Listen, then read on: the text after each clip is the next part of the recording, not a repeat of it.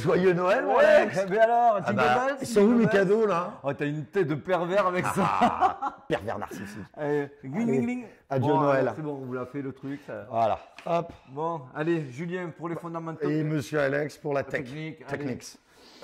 Qu'est-ce qu'on va vous raconter cette Ah bah semaine? déjà, on va leur raconter un truc, c'est qu'il faut qu'ils nous jingle bell aussi. Alors, Il y si a vous des voulez petites, avoir toutes les datas à suivre, toutes les news, il y en a des lourdes qui arrivent.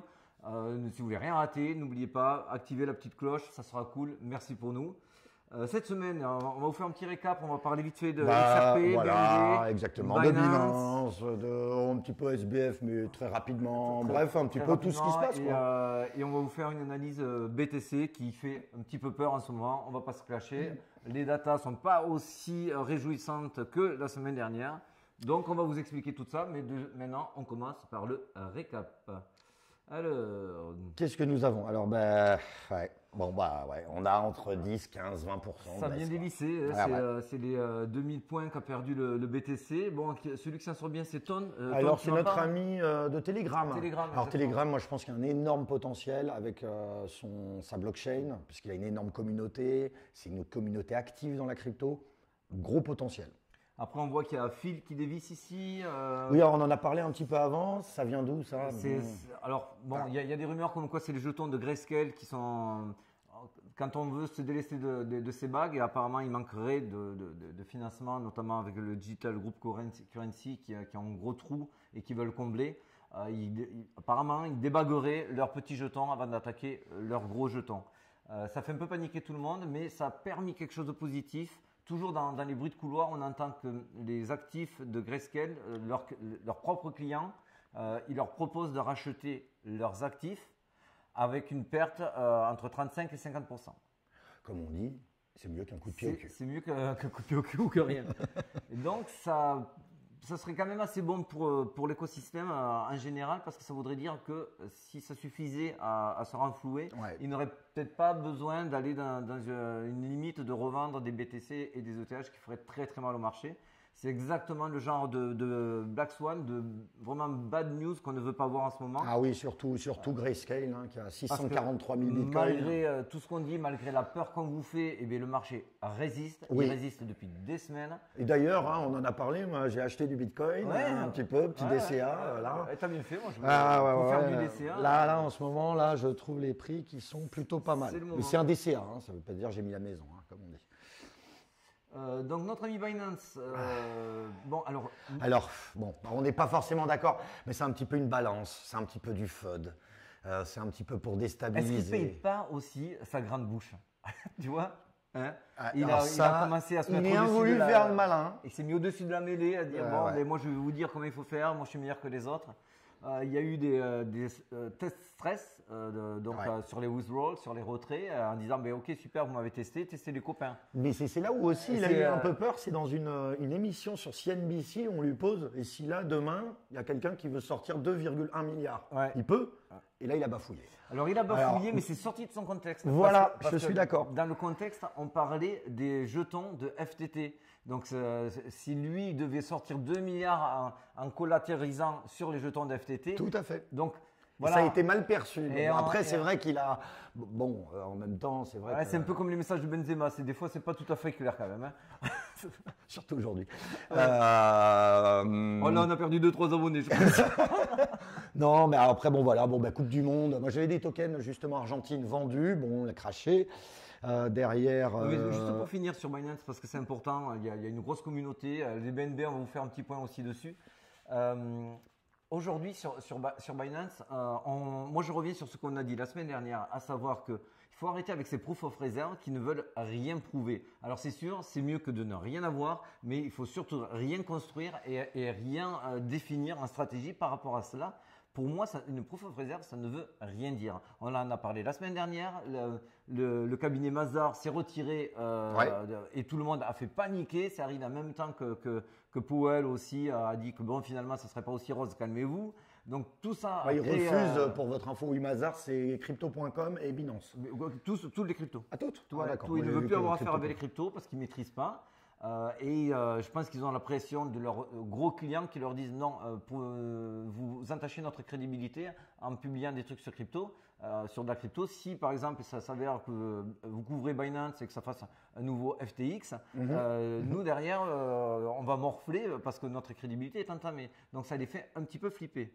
Mais pour en revenir à Binance et les autres exchanges, il faut s'attacher au bilan et pas au proof of reserve. Un bilan, vous avez un bilan, vous avez les passifs et les actifs. Les actifs, tout à fait. Il faut que vous regardiez l'EBE, c'est-à-dire l'excédent brut d'exploitation. Il faut que vous regardiez s'il y a une capacité d'autofinancement. Tout ça fait qu'il faut regarder un bas de bilan. Bon, c'était un petit peu mon taf à l'époque aussi quand même. Donc, on est obligé de regarder cela. Si cela, c'est positif ou pas, on le regarde, mais pour faire simple, proof of reserve, c'est un peu comme un stock. Un stock, vous arrivez dans une société pour dire « Ah, vous ouvrez les stocks. Ah, tu as du stock, donc tu es rentable ?» Non. De même, vous rentrez dans une société, il n'y a pas de stock, donc tu n'es pas rentable non plus. Ça ne veut rien dire. Il faut vraiment faire une photo bien plus élargie sur les dettes, donc les passifs, et sur les actifs, ce qu'ils possèdent, etc., etc. Les collatéralisations, ça vient après, c'est secondaire. Voilà, j'espère avoir été clair. Non, mais oui, tout à fait. Alors moi, j'ai bien aimé aussi notre ami Musk. J'ai voté, parce qu'il a lancé un vote sur Twitter en disant est-ce que je reste à la tête de Twitter ou non. J'ai dit non. Et tout le monde a dit non. Donc peut-être qu'il va dégager ce soir. À voir.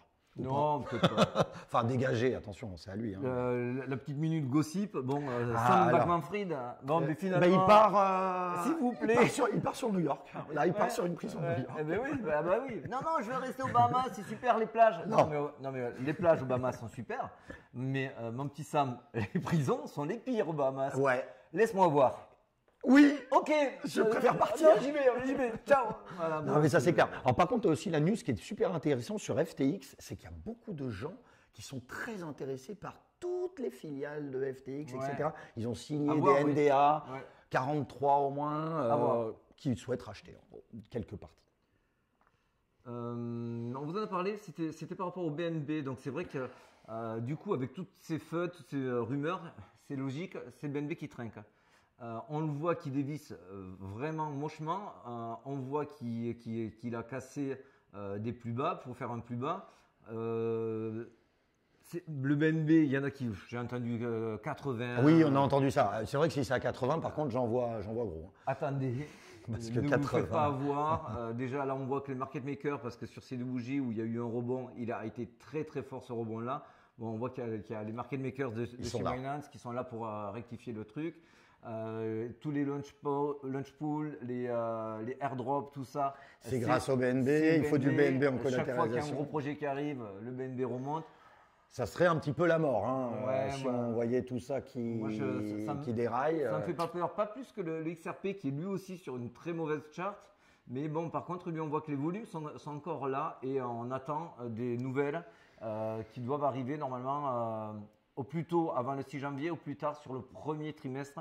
Mais des négociations, c'est à 75% la thèse qui est retenue, qu'il y aura des négociations entre la SEC et le XRP, Ripple, pour pas aller au-delà sur un autre procès. Bon, alors, petite analyse. Alors là, je te mis une bougie, c'est une semaine, on est en weekly. Oh, elles sont belles. Alors, voilà, quand on voit du catastrophisme encore en veux-tu, en voilà. En disant oui, là on voit qu'il y a un marteau. Alors les marteaux inversés, c'est soit une étoile inversée, soit un marteau. Mais là, c'est pas un marteau. Déjà, vous avez une bougie en dessous. Mais effectivement, c'est quand même un signe qui n'est pas très positif, où ça peut vouloir indiquer que ça va retracer. Et surtout, on voit des toutes petites bougies là, comme ça, comme la croix de la mort, etc. Et grosso modo, il y a tellement, c'est indécision totale. On a l'impression que la moindre étincelle, bon, il faut qu'elle soit grosse, mais dans un sens ou dans un autre, peut faire basculer le marché. C'est pour ça qu'on va être prudent. Si ça dévisse, vous voyez cette bougie-là, vous la reportez ici et ça nous amène à 12 000. Ça, c'est ce que tous les retails pensent et se positionnent. Moi, je reste encore persuadé que non, mais je ne vous encourage pas à faire des bêtises. Je suis, par contre, d'accord pour voir qu'il y a une possibilité. On le voit ici, vous voyez, on a mangé ce creux ici, on a mangé ce creux là. C'est possible qu'on aille manger ce creux à 16 000. Et on peut revenir tout en bas du range. On peut venir en bas du range. Il ne faut pas le péter. Hein. Honnêtement, 14 000. Il n'y a quasiment pas de liquidité. Pour aller récupérer les liquidités, tu fais un petit 14 900, tu récupères énormément de liquidités, tu récupères énormément de monde, et un pump derrière. Ça nous ferait quelque chose comme ceci. Ça rebondit, ça va chercher une mèche, ça repart, ça revient sur le support et ça remonte. Ça, c'est un scénario qui est plausible. C'est pour ça qu'on va vraiment y aller avec des pincettes. Tout à fait. Que personne ne vous vende la fin du Bitcoin ou un rebond de dingue. Aujourd'hui, on est vraiment dans une incertitude dingue. On l'a vu notamment avec les annonces de Powell. Rappelez-vous, c'était semaine dernière, nous étions ici précisément. Je vais vous l'entourer. Tac, tac. On était ici semaine dernière quand on vous disait les nouvelles, les datas qu'on avait étaient très encourageantes. On vous avait dit que l'inflation serait entre 7,1 et 7,3. On s'était mouillé, l'inflation a été à 7,1. Et ces données-là, on sentait que ça allait faire pumper et réintégrer le canal haussier. Vous pouvez reprendre la vidéo de lundi, c'est exactement ce qui a été dit. Ça l'a réintégré. On a eu la première annonce la veille, ça nous a fait toucher le haut du canal haussier, c'est au millimètre, c'est millimétré. Et je vous avais dit que ça casserait vers le haut très certainement si les annonces de la Fed sont tout aussi bonnes le lendemain. Alors ça a cassé vers le haut et au moment de l'annonce, patatras, le marché a mal pris une donnée qui n'était pas si terrible que ça. Non, mais parce qu'en fait, elle avait déjà été un peu pricée, je pense, tu vois. Donc, c'est-à-dire qu'ils auraient mis un tout petit peu moins. Là, on partait un peu plus au nord, malheureusement. Ça s'est pas fait. Même, on se rend compte que même la smart money, ils sont en mode fragile eux aussi. C'est normal. Hein. J'ai vu des bagues de 1000 BTC passer à la vente. Donc, ça passe vite d'une main à une autre en ce moment. Et puis, n'oubliez jamais, hein, c'est pas parce que c'est des gros qui ne font pas d'erreur, hein, attention, hein, parce qu'il y en a des gros qui sont sous l'eau. Hein. Et si vous avez suivi nos vidéos antérieures, vous avez pu faire des bénéfices, notamment sur cette montée-là qu'on vous avait dit et que ça allait casser vers le haut. On vous avait également dit, faites attention avant les annonces, si ça pump juste avant l'annonce, c'est que ça va dumper massivement derrière. On l'a eu la veille, le mardi 14, ou non 13, et on l'a eu le mercredi 14, où ça montait, au moment de l'annonce, ça dumpait. Donc rien que ça, sans savoir les annonces, vous pouviez déjà prendre des trades gagnants. Voilà, moi j'ai pris mes petits trades gagnants. J'aurais aimé gagner plus parce que j'avais mis un autre TP ici à 18 600. Il n'y est pas allé, mais j'ai pris mes profits. Et voilà. Et là, j'attends. Aujourd'hui, les conditions de marché, notamment par rapport au volume, notamment sur l'order flow, on vous le montrera. On sent qu'il y a quand même des liquidités à aller chercher ici, beaucoup de shorters. Donc je ne serais vraiment pas surpris qu'on aille faire quelque chose en deux fois, une fois sur le support et revenir chercher, on tape le support du haut et boum, on repart en dessous chercher ces liquidités ici et avec une possibilité des liquidités ici à les récupérer. Voilà, ça c'est un plan tout à fait plausible. En tout cas, moi je suis prêt. Bon, moi personnellement, je me prépare un petit short si on arrive aux alentours des 17 200 à 17 500. Comme ça, je me hedge sur une position longue que j'ai d'ici.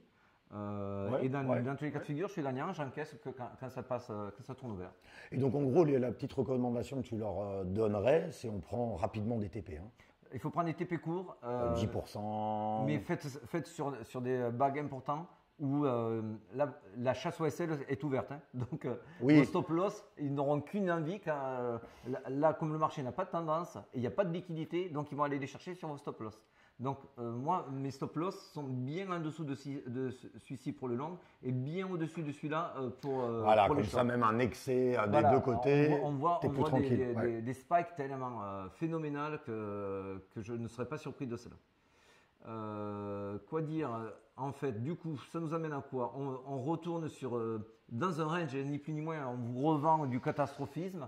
C'est un range, en fait. C'est un range. C'est un range depuis très longtemps, d'ailleurs. Il a été donné ici à 1800, 200 dès la chute d'FTX, puisqu'il y a eu ce gros rebond-là, avec une pointe à 15 500. Donc, on est dans un range. C'est sûr qu'on aurait aimé casser la résistance ici faut commencer à s'amuser. Il y avait vraiment de la place. Tu vois ici, il y avait quand même un gros trou dans la value qui reste à combler. Donc on y retournera, quoi qu'on en dise. Ah oui, ça c'est sûr. Hein, ça dans tous les cas, je suis pas. Et là, pour les jours à venir, qu'est-ce qu'on voit? On voit que sur le Fibonacci, en partant des 15,5 pour la dernière percée à 18,4, on voit qu'on est ici sur le support, sur le chiffre d'or.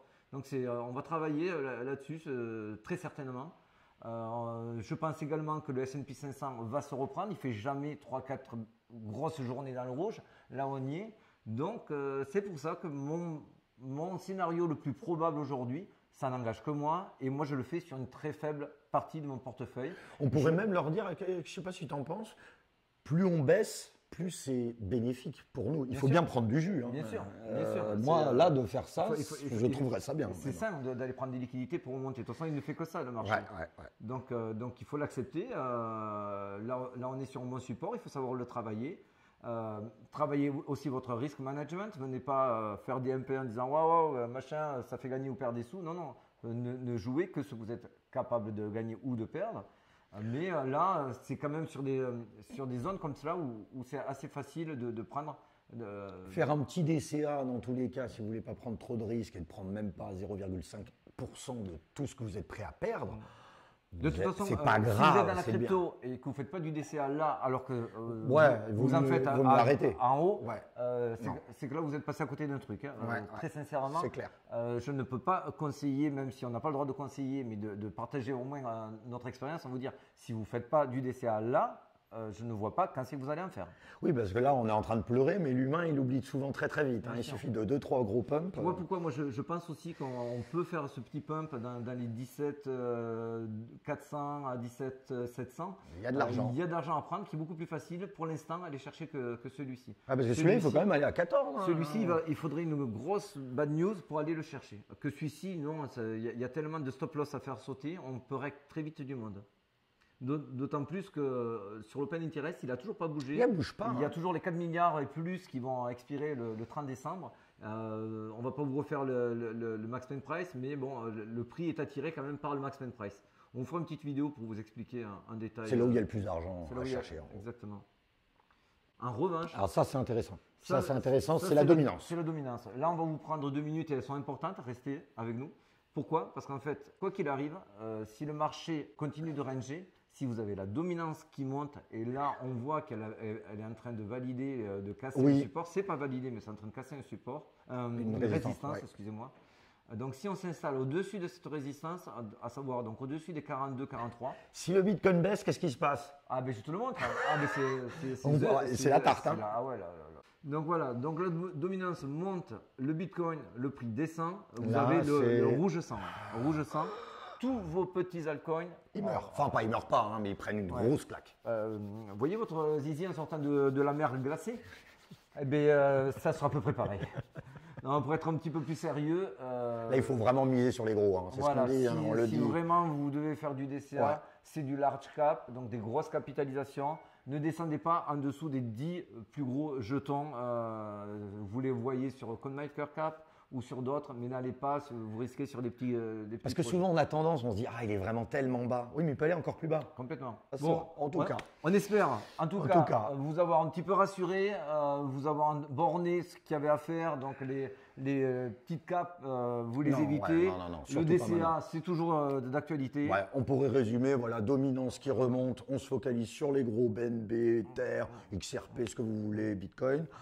On peut aussi se dire que malgré tout, Binance est toujours là. Bien sûr. Voilà, donc grosso modo, on joue avec les sentiments. Le marché a très bien absorbé les mauvaises news. Bon, là, il a fallu 2-3 jours pour absorber que Binance, peut-être il y a un risque, on n'est pas sur le terminal rate à 4,5. Bon, soit, mais en attendant, ça nous a fait que retourner dans le range. Il n'y a pas mort d'homme. Voilà. Exactement. Bon, sur ce, écoute, je pars au bas. Joyeux Noël. Hein. Joyeux Noël. Ciao les gamins. Allez, ciao.